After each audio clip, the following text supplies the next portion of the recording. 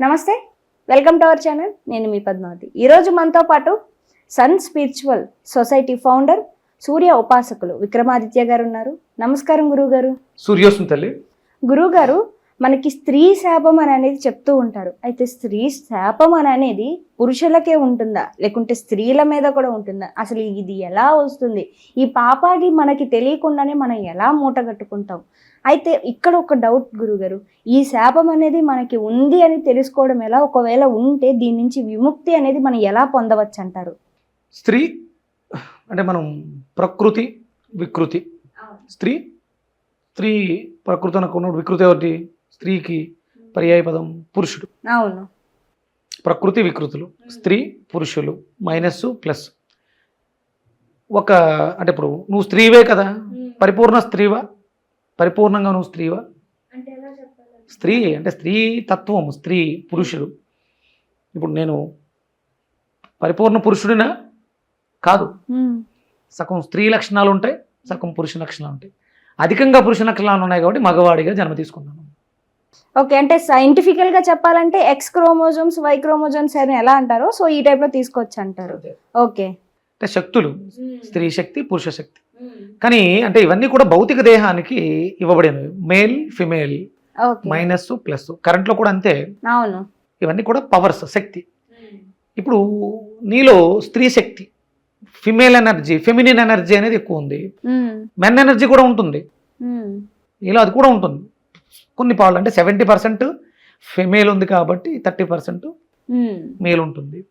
నాలో కూడా ఇవి రెండు ఉంటాయి. ప్రతి మనిషిలో కూడా అంటే ప్రతి జీవిలో కూడా ఈ స్త్రీ పురుషుడు యొక్క శక్తులు మేళమై ఉంటాయి. గురువు గారు, మరి బృహన్నీలు ఉంటారు కదా, కొంతమంది అమ్మాయిలుగా ఉన్నప్పటికీ కూడా ఇప్పుడున్న జనరేషన్లో చెప్పాలి అంటే టామ్ గర్ల్, అమ్మాయిలు అబ్బాయిలా మారడానికి, అబ్బాయిలా ప్రవర్తించడానికి, అబ్బాయిలా డ్రెస్సింగ్ వేసుకోవడానికి, అండ్ రెండో వచ్చేసి అబ్బాయిలు అమ్మాయిలాగా ప్రవర్తించడానికి. మరి వీరికి ఎటువంటి ఇలా ఎక్కువ ఉన్నాయని అనుకోవచ్చు అంటారు? ఒక అమ్మాయిగా పుట్టి అబ్బాయిలాగే ఉంటాను అని అంటాకి వీరికి ఏది ఎక్కువగా అధికంగా ఉందనొచ్చు, లేకుంటే అబ్బాయిలా పుట్టి నేను అమ్మాయిల బట్టలే ధరిస్తాను, నేను అమ్మాయిలాగే ఉంటాను అని అంటాకి మరి వీరికి ఎటువంటి ఎనర్జీ ఎక్కువ ఉందని చూడొచ్చు అంటారు?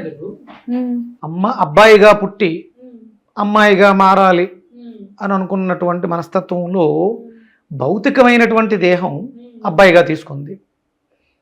అంటే క్రోమోజోములు సైంటిఫిక్గా మాట్లాడుకున్నప్పుడు దీని పవర్ ఎక్కువగా ఉంది, అది డామినేట్ చేస్తుంది కాబట్టి మారాలి అని అనుకుంటున్నారు వాళ్ళు.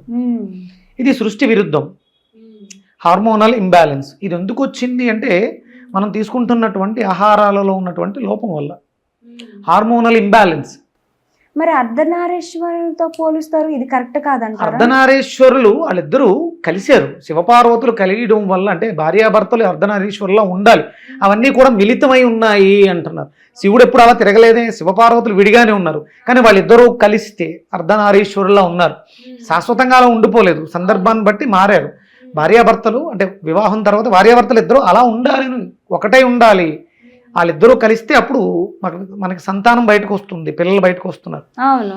కానీ ఇప్పుడు ఒక పురుషుడు స్త్రీగా మారడం అనేది సృష్టికి విరుద్ధం, అది అనారోగ్యం. ఆరోగ్యకరమా? ఒక స్త్రీ ఉంటుందమ్మా, చూడడానికి చాలా అందంగా ఉంటుంది, కానీ నోరు ధరిస్తే మాట అబ్బాయిలా వినిపిస్తుంది. అక్కడ ఆవిడకి హార్మోనల్ ఇంబ్యాలెన్స్ వల్ల మాట అలా వచ్చింది. కొంతమంది ఆడవాళ్ళకి పాపం గడ్డం వస్తూ ఉంటుంది, అవును, చెస్ట్ అసలు ఉండదు, నార్మల్గా మగాళ్ళకు ఉన్నట్టు ఉంటుంది. అది ఎగ్స్ రిలీజ్ అవ్వకపోవడం, పీరియడ్స్ రాకపోవడం, ఇవన్నీ ఆరోగ్యమా? అనారోగ్యం, అన్హెల్దీ. వీటిని మనం నువ్వు అన్నావు కదా శాపం అని. పురుషుడిగా పుట్టి స్త్రీగా మారాలి అనుకోవడం అదొక శాపం, స్త్రీ శాపమే. అంటే ఆ బాధ అక్కడ తెలుస్తూ ఉంటుంది. అటు పూర్తిగా స్త్రీలాగా మారలేవు, పూర్తిగానా కాదు కదా, నువ్వు మారేవంతే.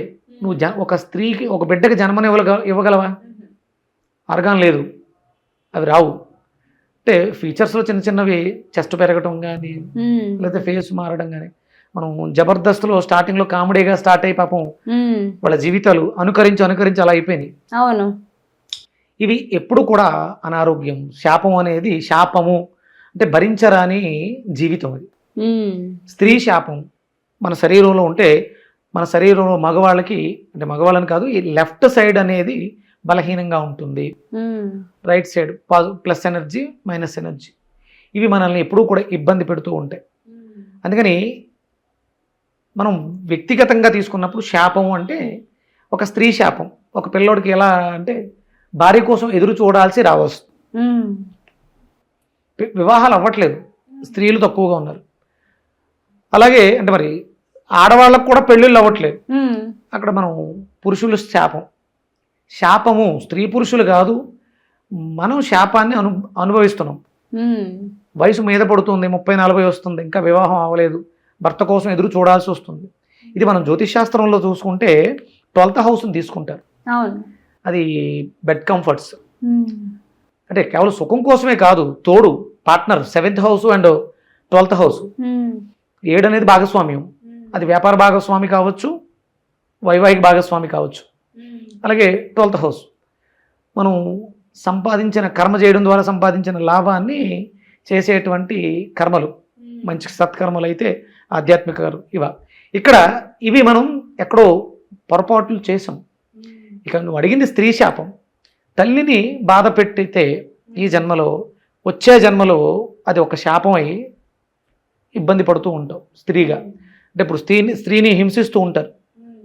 అంటే ఇవి శాపం, నువ్వేం పనిగట్టుకుని శపించు. ఏ తల్లి కూడా ఏ బిడ్డని శపించదు. అంటే శపించినంత మాత్రం ఆ శాపం ఏం తగలదు. నీ అంతరాత్మకు తెలుస్తూ ఉంటుంది, లోపల ఒకడు చూస్తూ ఉంటాడు నువ్వు చేస్తున్నటువంటి పనులు. అవి నిన్ను రేపొద్దుట మళ్ళీ జన్మ తీసుకున్నప్పుడు నీ ఆత్మే నీకు సాక్షి. నువ్వు ఈ తప్పు చేసావు కాబట్టి ఈ శరీరాన్ని పొంది ఈ శిక్షను అనుభవించు అని అదే సెలెక్ట్ చేసుకుంటుంది. ఇదంతా కూడా నీ కష్టానికి నువ్వే కారకుడు, నీ కష్టాన్ని నువ్వే అనుభవించాలి. You are selected people. నువ్వు తెచ్చుకున్నావు, నేను ఈ దుర్భరమైన జీవితాన్ని అనుభవించాలని నువ్వు రాసి తెచ్చుకున్నావు. అంటే ఇది పుట్టక ముందు నుంచే వస్తుంది కదా, బ్రెయిన్ లోనే ఫిక్స్ అయిపోయి వస్తుంది. ఓకే, కానీ మరి తర్వాత చేసిన ఏవైతే లోపాలు ఉంటాయో మరి వీటి వల్ల ఏం కాదంట. ప్రారంధం ఇంతకు ముందు జరిగిందని తెచ్చుకున్నావు, ఇప్పుడు సత్ప్రవర్తన ద్వారా దాన్ని మార్చుకోవచ్చు. జైల్లో శిక్ష పడిందమ్మా, ఒక 7 ఏళ్ళు జైలు శిక్ష వేశారు, లోపల సత్ప్రవర్తన. రేపు అక్టోబర్ 2 గాంధీ జయంతి రోజు సత్ప్రవర్తన కింద ప్రధానమంత్రి గారు భిక్ష పెట్టారు, రిలీజ్ చేస్తారు. నువ్వు చేసిన పనులు రాస్తారు అక్కడ. హాస్పిటల్ చేసావు, అందువల్ల 2 రోజులు తగ్గించారు. ఎవరినో ప్రమాదం నుంచి కాపాడు, ఇంకొక 2 రోజులు శిక్ష తగ్గించుకుంటూ వస్తారు. ఇక్కడ భౌతికంగా నీకు పడిన 7 ఏళ్ల శిక్షని రోజుల లెక్క ప్రకారం నువ్వు చేసిన పనులకు తగ్గించుకుంటూ వచ్చి 7 సంవత్సరాలది ఒక సంవత్సరం సత్ప్రవర్తన కింద విడుదల చేస్తున్నావు. అలాగే నువ్వు ప్రారంధ కర్మతో తెచ్చుకున్నావు, నువ్వు ఇప్పుడు చేసేటువంటి మంచి కార్యాల వల్ల ఆ కర్మ కొట్టివేయబడుతుంది. కర్మకి ప్రక్షాళన ఉంది. కర్మకారకుడు శని, కర్మ సాక్షి సూర్యుడు. సత్కర్మలు ఆచరించడం ద్వారా నీ ప్రారబ్ధ కర్మల్ని దగ్ధం చేసే శక్తి సూర్యుడికి ఉంది. అగ్నికి దేన్నైనా శుద్ధి చేసే శక్తి ఉంది కదా, మార్చుద్ది. గట్టిగా నిలబడినటువంటి ఇనప ఓచని కూడా కాల్చితే మెల్ట్ అయిపోతుంది, వంగుతుంది. కర్మల్ని కూడా అంటే చాలా మంది అంటూ ఉంటారు, కర్మ 100 మంది గోగుల్లో ఉన్న తన బిడ్డ వెతుక్కుంటూ వచ్చి పట్టుకున్నట్టు కర్మ పట్టుకుంటుంది అని అంటారు కదా, అది అవాస్తవం. కర్మల్ని దగ్ధం చేసుకోవచ్చు. నువ్వు చేస్తున్నటువంటి పనుల వల్ల, సత్కర్మల వల్ల నువ్వు చేసిన ప్రారబ్ధ కర్మ డెన్సిటీ తగ్గించుకోవచ్చు. స్త్రీ శాపం తల్లిని బాధ పెట్టడం వల్ల వస్తుంది, భార్యని బాధ పెట్టడం వల్ల వస్తుంది, సోదరులు, స్త్రీలు. అలాగే మన చుట్టూ ఉండేటువంటి ఆవులు, గోమాతలు స్త్రీయే కదా, వాటిని నిర్దాక్షిణ్యంగా కబేళాలకు అమ్మేయడం అది కూడా స్త్రీ శాపమే. ఆ శాపం కొన్ని 100 జన్మలు వేధిస్తుంది.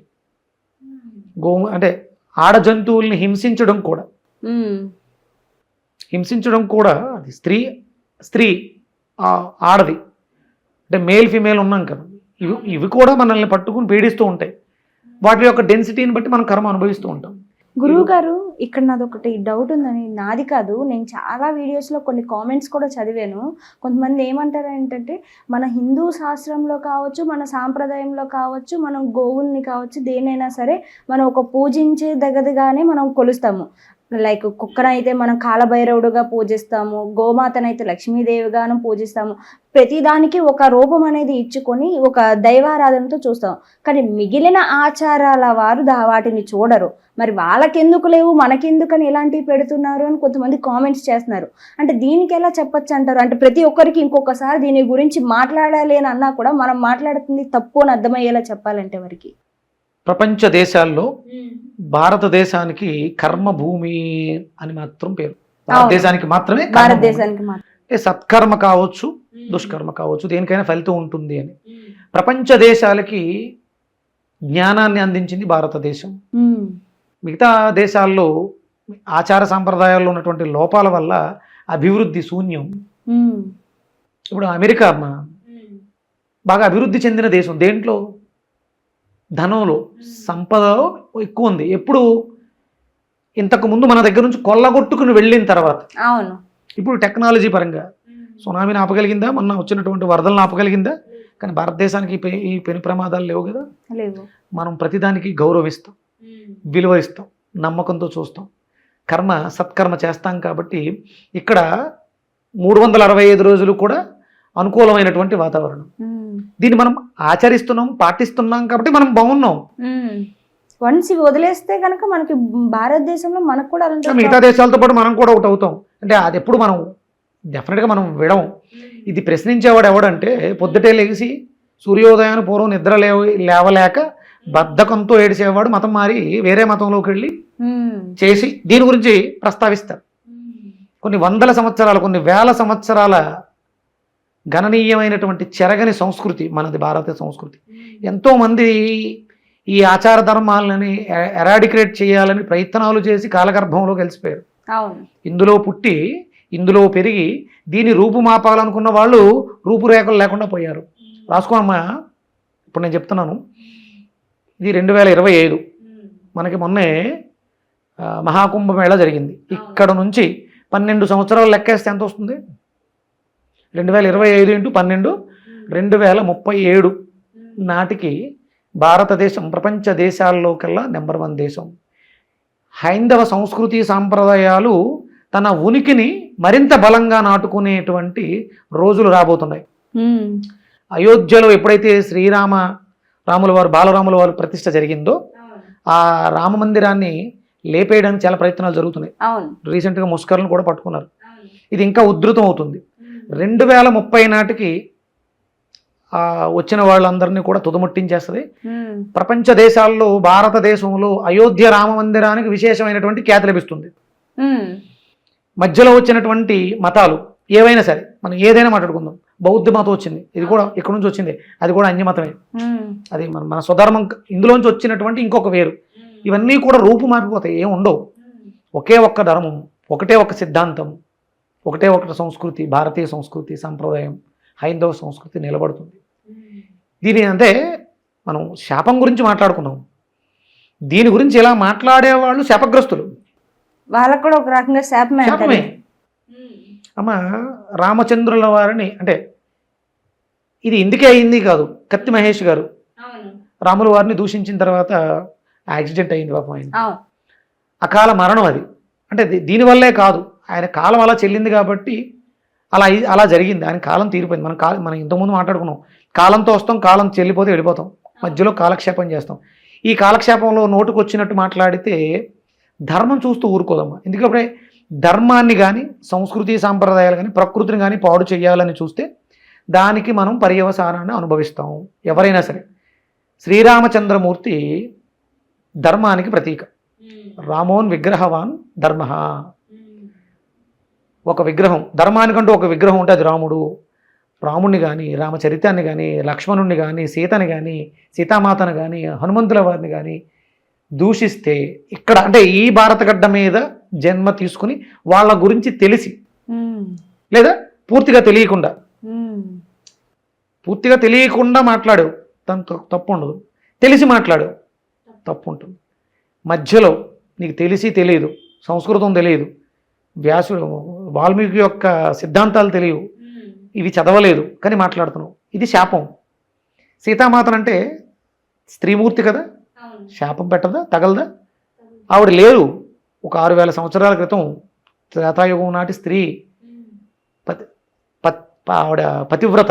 ఆవిడ చాలా నిష్టగా ఉంది. అయోనిజ, భూమి తల్లి కడుపున పుట్టింది ఆవిడ. అలాంటి ఆవిడని వక్రీకరించి మాట్లాడితే శాపం కాదా? దుర్భరమైనటువంటి జీవితాలు, చావులు, కుక్క చావులు అంటారు. ప్రమాదవశాస్తు ఎక్కడైనా పడిపోతే దాహం వేస్తుంటే చుక్క నీళ్లు పోసేవాళ్ళు ఉండరు. అర్రులు చాస్తూ, ఒక్క చుక్క నీటి కోసం అర్రులు చాస్తూ, అంటే ప్రాణం పోదు, రక్షించడానికి ఎవరు రారు. చీకట్లు, లేకపోతే ఫైర్ యాక్సిడెంట్లు, ఇలాంటివి చాలా దారుణంగా ఉంటాయి. దయచేసి హిందూ ధర్మంలో అంటే శరీర ధర్మం, స్త్రీ ధర్మం, పురుష ధర్మం. స్త్రీగా పుట్టామంటే స్త్రీగానే బ్రతకాలి, పురుషుడిగా మారడానికి ప్రయత్నం చేయకూడదు. పురుషుడిగా పుట్టామంటే పురుషుడిగానే బ్రతకాలి, స్త్రీగా మారకూడదు. ఇది శరీర ధర్మం కాదు. ఒక యోనిని తయారు చేయలేంగా, ఒక గర్భసంచిని తయారు చేయలేంగా. ఉన్నదాన్ని తీయగలవు కానీ కొత్తగా పెట్టలేవు. అంటే ధర్మాన్ని, ఋతుధర్మాన్ని, యుగ ధర్మాన్ని, శరీర ధర్మాన్ని, ప్రకృతి ధర్మాన్ని పాడు చేయకు. అది శాపం అవుతుంది. ప్రకృతి స్త్రీ కదా, శాపం. ప్రకృతిని పాడు చేస్తే స్త్రీ శాపం. దయచేసి చేతులు జోడించి వేడుకుంటున్నాను, ధర్మాన్ని పాడు చేసే ప్రయత్నం చేయకండి, ఇబ్బందులు పడకండి, శాపాలకి లోనవ్వకండి. ఆరోగ్యంగా జీవించాలంటే ఏ ధర్మంలో పుట్టామో ఆ ధర్మంలోనే గతించిపోవాలి.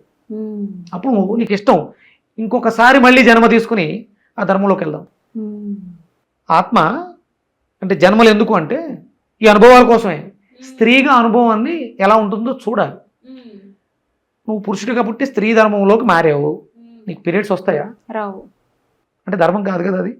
అది ఎప్పుడు పరిపూర్ణంగా స్త్రీ అంటే నీకు పీరియడ్స్ వచ్చి నువ్వు మెచ్యూర్ అయ్యి ఒక వ్యక్తిని పెళ్లి చేసుకుని అతనితో సంసారం చేసి ఒక బిడ్డని జన్మించినప్పుడు అప్పుడు స్త్రీ ధర్మాన్ని పూర్తిగా అనుభవించినట్టు అవుతాం.